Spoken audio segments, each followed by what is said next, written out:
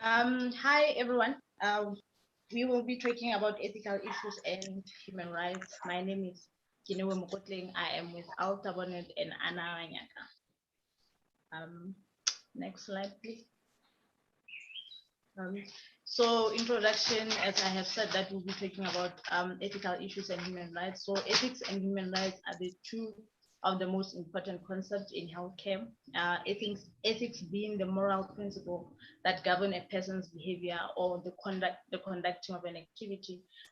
Human rights are the rights that all people have by virtue of just being human beings. Next slide.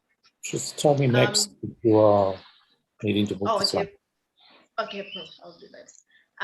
So we have 4 principles of ethics, as we know them, because we have been discussing them over the past weeks. The first one, which is autonomy, beneficence, non-maleficence, and justice. Sorry. Next slide, please. We're gonna just be discussing about why are medical ethics important. So basically, medical ethics guide our decision making and interaction as well as conduct towards patients. It is an important part of medical professionalism, which is always expected, especially from us healthcare workers. And violation of this medical ethics can threaten our careers, our medical license, and even in extreme cases, constitute as a crime. Ethics provide us a moral compass to use in situations that may not be straightforward. Next slide, please. Thanks, ma'am. Sorry, I'm just on a meeting. Autonomy is basically respect patients' self-determination. That patient can make decisions for themselves according to their own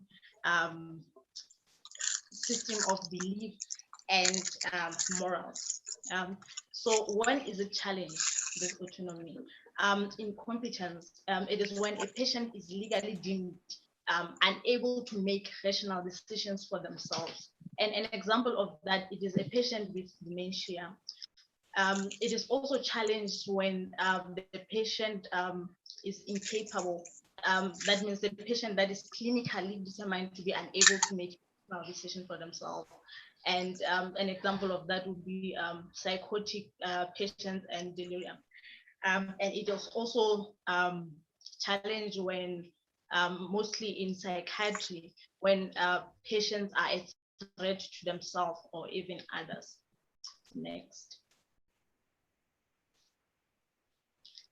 So beneficence. Beneficence is basically doing what is best for the patient, performing care so as to maximize patient well-being, exercising clinical judgment, and also going beyond the minimum standards that are required from us. The next one is non-maleficence.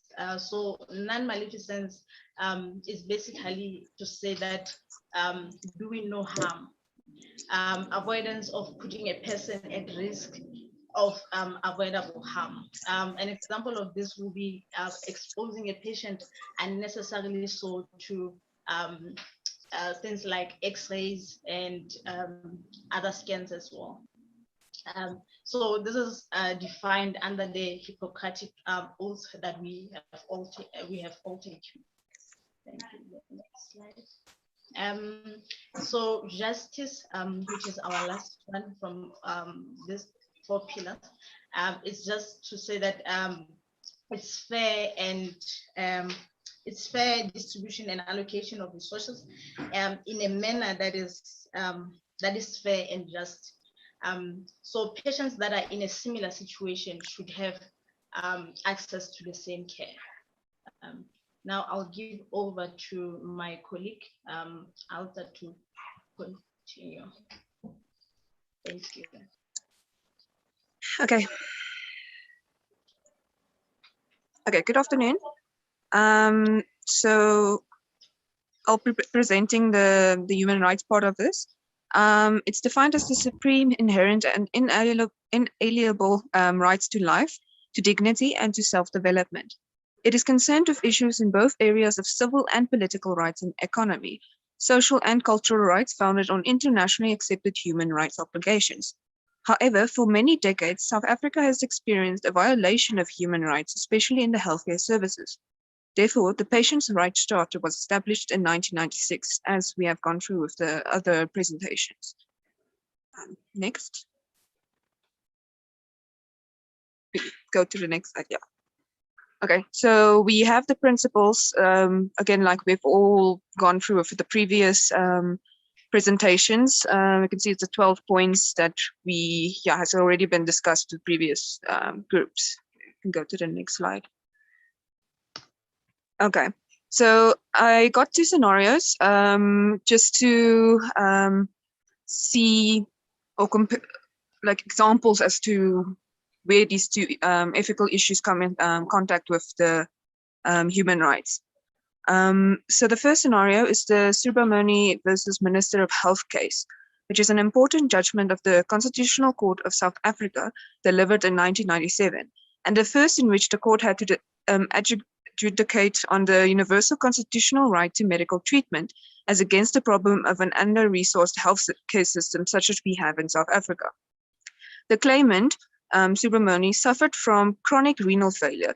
His general physical condition did not qualify him for treatment under the criteria and guidelines used by the hospital for the renal dialysis, as he had multiple comorbidities such as cardiac failure, diabetes type 2, and hypercholesterolemia, all of which were poorly controlled. He also did not qualify for the clause of emergency treatment, as it was a chronic cause of renal failure and not an acute episode considered as an emergency. The case falls under Section 27 of the Constitution, which deals with the allocation of non-emergency medical treatment.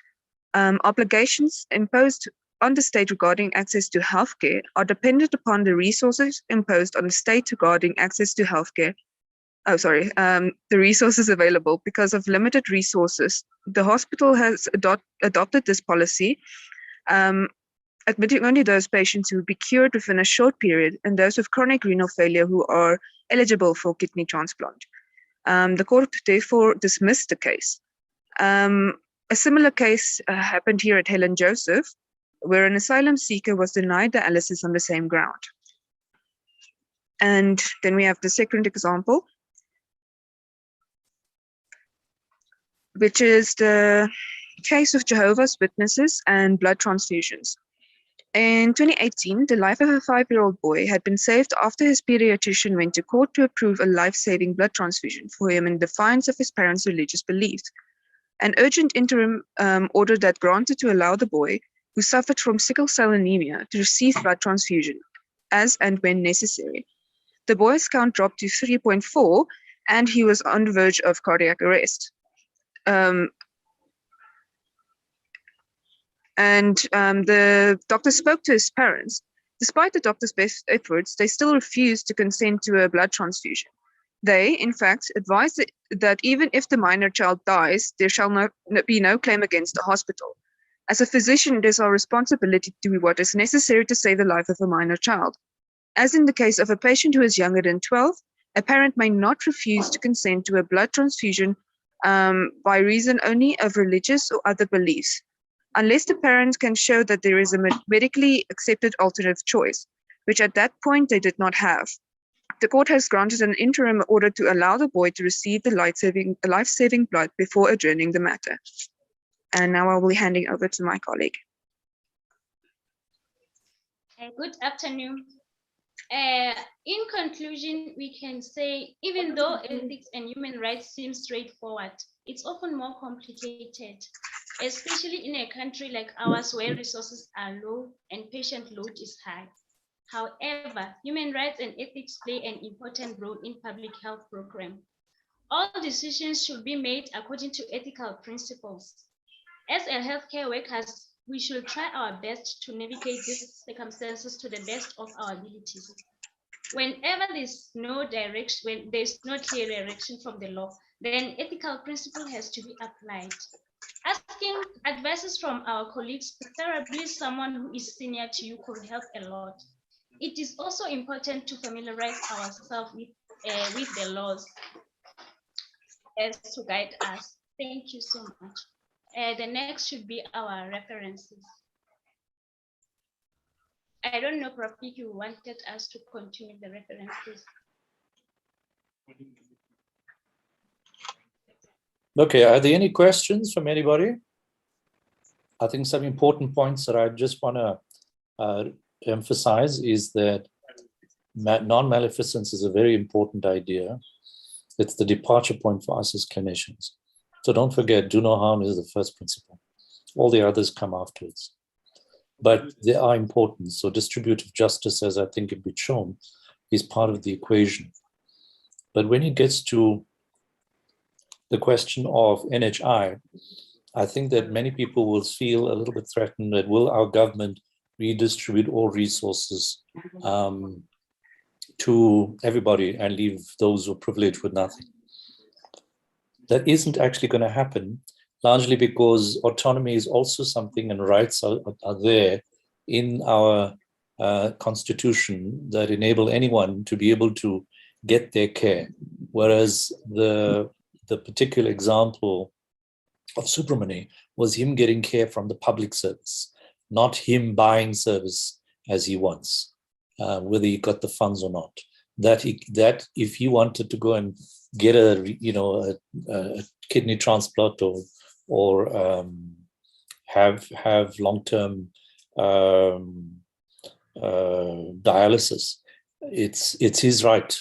And by forcing him to go to the public service, it would be impinging on his right. So I think that we must understand how to apply it. So I think that last principle of that was raised of following the law in your approach, the law is the first, and our first law we should think of in all respects is the Constitution and the Bill of Rights.